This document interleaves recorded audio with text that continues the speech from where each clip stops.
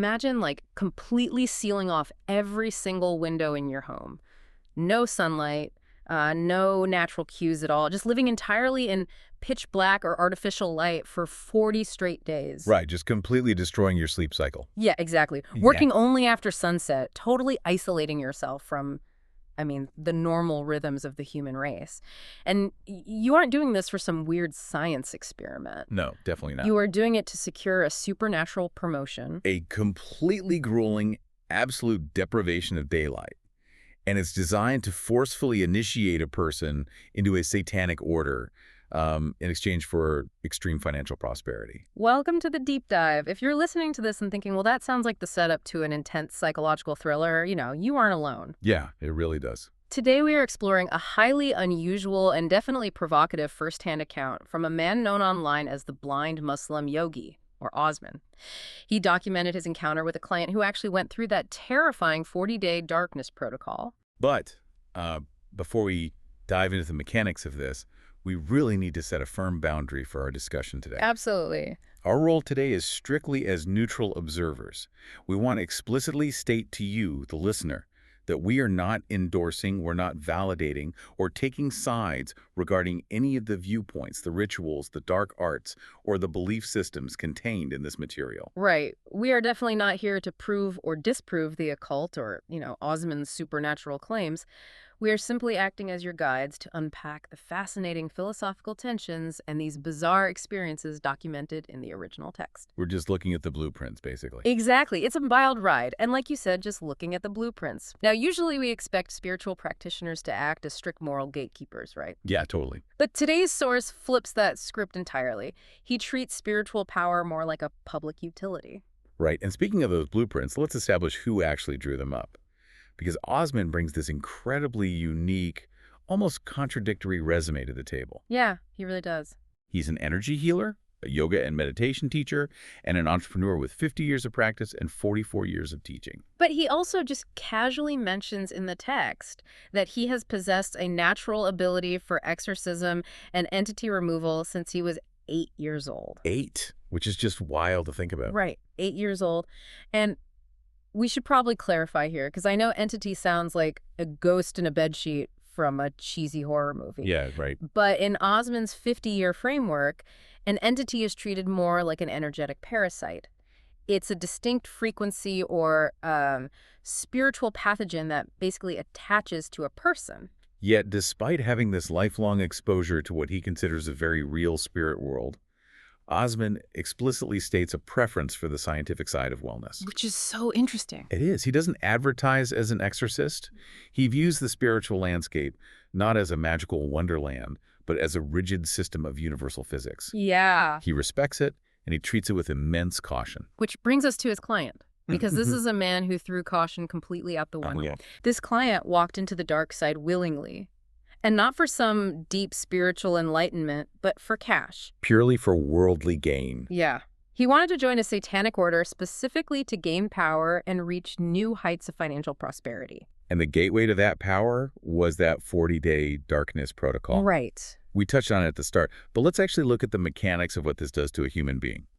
He ran a consultation business, so he had to shift all his client meetings to post-sunset hours. So stressful. For over a month, his entire existence was completely decoupled from the sun.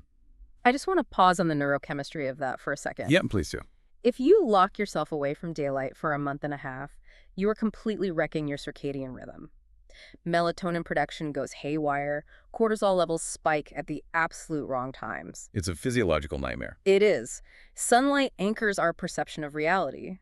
By removing it, you induce a mild but chronic form of sensory deprivation. Right, you are intentionally destabilizing the brain's natural regulatory systems. In many esoteric traditions, and certainly in a psychological context, extreme physical deprivation is used to basically shatter the ego's defenses. Right, to break you down. Yeah, it creates a state of hypersuggestibility. The isolation breaks down the barrier between the internal mind and external reality. Which makes what happens next incredibly suspect, or, incredibly profound, depending on how you look at it. Right. So he finishes the 40 days. Initially, he feels nothing, like no big revelation. But Osman notes that when the client goes for a walk outside and looks behind him, This part is so creepy. right, he sees a trail of dying insects and birds wherever he had stepped. A literal wake of death just trailing behind him. Yeah. And he interprets this as the sign of death, like absolute confirmation from Satan that his initiation into the order was successful. Okay, I have to step in for the skeptics in our audience here because my alarm bells are just ringing. I get that. We just established that this guy's brain is chemically starved of daylight and completely destabilized. I can't help but wonder, was this trail of dead birds an actual physical manipulation of reality? Or was it in his head? Exactly. Yeah. Was this the most intense case of psychological confirmation bias imaginable? Like his brain was so desperate to justify a month of grueling, miserable isolation that he either straight up hallucinated the birds Or saw a couple of dead bugs and blew it out of proportion. right. He hyper-focused on some normal dead bugs on the pavement and just blew it up into a supernatural event. Sure, but does the objective physical reality of the birds actually matter to the outcome? Wait, what do you mean? Well, let's say it was a pure hallucination fueled by a starved mind. Hmm. The result is functionally identical. Okay, I see what you're saying. The intensity of the protocol successfully isolated him, broke down his cognitive defenses, and completely rewired his subjective reality.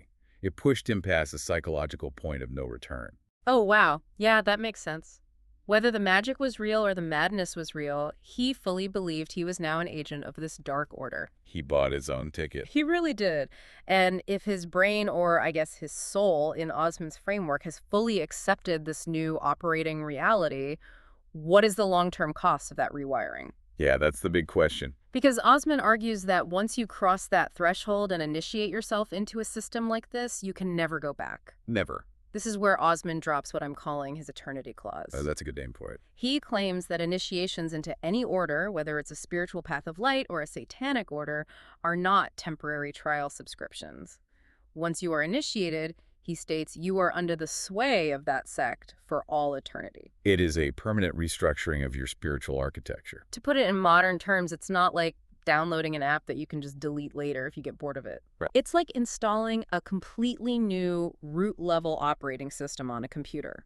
You might hide the desktop icons, you might try to run different software, but the core coding of the machine is forever altered. Right, and Osman says you might even stop practicing the rituals entirely.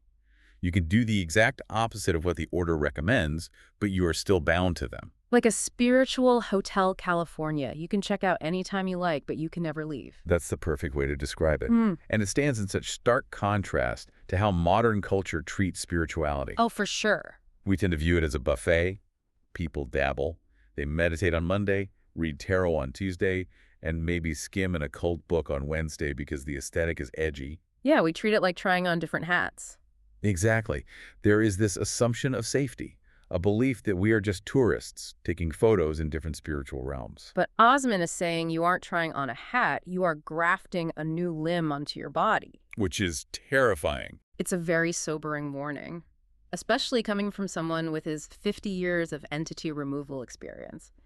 He clearly sees this landscape as profoundly dangerous. Which honestly brings us to the most baffling contradiction in this entire narrative. Oh yeah, this part is wild. If Osman knows the initiation is eternal, and he knows the landscape is dangerous, how does he react when this newly minted satanic client comes to him asking for a tune-up? He actually agrees to help him. It's so surprising. The client comes to Osman specifically for a chakra unblocking, and the guy doesn't hide his motives at all. He explicitly states he wants the unblocking to enhance his power so he can be more proficient in his satanic rituals. And we probably need to explain what a chakra unblocking actually is in Osman's mechanical framework, because it's not just a nice spa treatment. Right, definitely not. Think of the human body's energy system like a complex network of plumbing.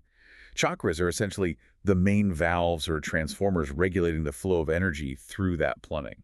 Over time, through trauma, stress, or just lifestyle, those valves get gunked up or squeezed shut. So unblocking them is basically like flushing the pipes, opening the valves all the way so energy can flow at maximum pressure. Exactly. And Osman agrees to open the valves for this client, introducing his philosophy of absolute, tool-based neutrality. Yeah, the ATM analogy. Right, right. He compares his spiritual abilities to an ATM machine. Osman argues that an ATM doesn't judge you. It doesn't analyze your moral character before giving you money. If you have the debit card and there's money in the account, the machine just dispenses the cash. It doesn't care who you are. Right. It doesn't care if you're a philanthropist buying medicine or a criminal funding a syndicate. The service is entirely neutral. He also compares it to a grocery store. Yeah. They don't turn you away from buying milk based on your personal beliefs. I mean, I have to push back hard on this. I figured you would. Because there's a massive leap in logic here. I understand tool neutrality. A hammer is neutral, right? You can build an orphanage or you can smash a windshield. But a spiritual healer performing a highly intimate physiological energy adjustment is not a lifeless piece of metal. If you know with absolute certainty that your groceries are going to be used to fuel a dark satanic ritual, Yeah. doesn't the concept of tool neutrality just start to look a lot like a convenient excuse for moral complicity? I hear you. But Osman would argue that you are projecting human morality onto universal physics. How so? Let's look at it through his lens. If an electrician wires a house, is he morally complicit if the homeowner later uses the lighting to plan a crime? Well, no, but... To Osman, energy and spirituality operate like electricity. Electricity doesn't possess a moral compass. It powers a life support machine in a hospital just as efficiently as it powers an electric chair. Okay, so he views himself purely as the electrician. He provides the current, and the end user decides what to plug into the wall. Exactly. He goes even further into this sort of radical spiritual libertarianism. Osman explicitly states that adults have the fundamental freedom and independence to make their own choices. Even if those choices are terrible mistakes. Yep. He says, let it be your mistakes that you chose. He fundamentally believes the universe does not force compliance, and therefore, neither should he. You want the current, he'll turn on the breaker. Even if it fries your circuits, which, spoiler alert, is exactly what happens here. It really is. Osman boots up his spiritual ATM. He starts opening the valves for the chakra unblocking, but they don't even finish the session. Midway through, the client abruptly stops him. Because the client hits an absolute wall of primal terror. He completely panics. I mean, he expected this rush of dark empowerment, this cool cinematic surge of strength. Right, like a movie. Yeah. Instead, Osman notes that as the chakras started to open, the client began to perceive the frightening reality of the dark side he had chained himself to. This goes right back to our plumbing analogy. By unblocking the chakras, Osman didn't just increase the outward flow of the client's power. He widened the intake valves, too. Oh, wow. I didn't think of it that way. He basically bypassed the brain's natural protective filters that normally keep us blissfully ignorant of the underlying energetic reality. The client's perception was blown wide open. Exposing him to the raw, unvarnished weight of the entities he had aligned with. Exactly. And Osman's description of these entities is what makes this so chilling, because he doesn't describe them like cartoon monsters with horns and pitchforks. No, not at all. He describes their presence as extremely somber, strict, and fierce. The specific comparison Osman uses really grounds it in a very human dread. Yeah, tell them the comparison. He likens their aura to the visceral, gut-level fear you would feel standing alone in a room with a ruthless, tyrannical world leader. Ugh, that's heavy. Or the heavy, suffocating oppression you feel when you make eye contact with a hardened, violent criminal. It's just a crushing psychological dominance. It is. Osman acknowledges these forces can project beautiful, enticing illusions to draw people in, but once you strip away the filter, their true nature is heavy, dictatorial, and terrifying. The client was suddenly feeling the boots on his neck. Yeah, that's a good way to put it. It makes me think of someone who decides they want to swim with apex predators just so they can post tough photos on social media. Oh, totally. They talk a huge game while they are safe on the boat, but the absolute second they hit the water, feel that freezing cold, and see a massive ancient predator looking back at them, the illusion shatters. The instinctual panic takes over. Right, because the client wanted the VIP pass to wealth. He wanted the financial prosperity of the dark arts. But he basically relied on his naive, earthly illusions to protect him from the reality of the source. The chakra unblocking functioned exactly as Osman promised. It gave the client exactly what he asked for, right? It amplified his spiritual connection. Be careful what you wish for. Exactly, because in doing so, it forced him to face the actual suffocating reality of his permanent eternal contract. He wanted the power, but he just couldn't handle the physics. Which brings us to the broader, universal implication that Osman leaves us with in the source material. Yeah, this is a great pivot. This concept of the neutral amplifier doesn't just apply to occult rituals. He argues it applies to every facet of human capacity. Yes, this is where he pivots entirely away from the spooky stuff. Osman makes a point to say that engaging in spiritual enhancement, like mindfulness, breath work, heart yoga, meditation, Settle that. it improves your capacity across all sectors of your life, even if you are a strict materialist. He specifically calls out the scientific community, which is fascinating. Right. He asserts that even if you are purely scientifically inclined, practicing these simple mindful techniques will significantly improve your capacity to analyze complex data and invent innovative solutions. I really want to unpack how that actually works in his framework. Sure. Because it sounds like a massive leap to go from opening your chakras to crunching better numbers on a spreadsheet. Well, think back to the plumbing metaphor. If stress, poor breathing, and lack of focus are gunk in your mental and physiological pipes, your cognitive processor is basically operating on a trickle of energy. Okay. It's struggling to handle complex tasks. Osman is suggesting that mindfulness and breathwork are the ultimate pipe cleaners. By practicing them, you widen the bandwidth of your nervous system. So you are literally increasing your raw processing power. Exactly. You are increasing your capacity to hold focus, manage stress responses, and synthesize information. That makes a lot of sense. Right. A scientist with widened internal bandwidth isn't suddenly granted magical answers from the ether. Rather, their brain just has more fuel and less friction to analyze the data that is already right in front of them. The practice acts as a universal amplifier. It simply widens the pipe, allowing more flow, regardless of whether you are pushing spiritual energy or quantum physics equations through it. So just to recap this incredibly wild journey, we started with a man who isolated himself in absolute pitch-black darkness for 40 days just to chase a financial promotion. Which culminated in that disturbing reality warping sign of death. Yeah. We explored Osman's chilling assertion that these initiations rewrite your core operating system for all eternity. And we debated the controversial philosophy that spiritual power is as morally neutral as a grocery store or an electrician. And finally, we witnessed the horrifying moment a client's desire for power collapsed into absolute primal terror when his protective filters were stripped away. It's a narrative that really forces us to re-examine the tools we use. It does. It demands we look closely at the true intentions behind our desires and the hidden, sometimes permanent costs of the things we desperately want. We usually expect our spiritual paths and gurus to act as strict moral gatekeepers, protecting us from the things we aren't ready to handle. Right. But if Osman is right, if these practices really are just a public utility, a neutral switch that simply turns up the volume on whatever is already inside you, then there is no safety net. Not at all. The responsibility rests entirely on our own shoulders. The amplifier doesn't judge the music. It just makes it louder. That is perfectly said.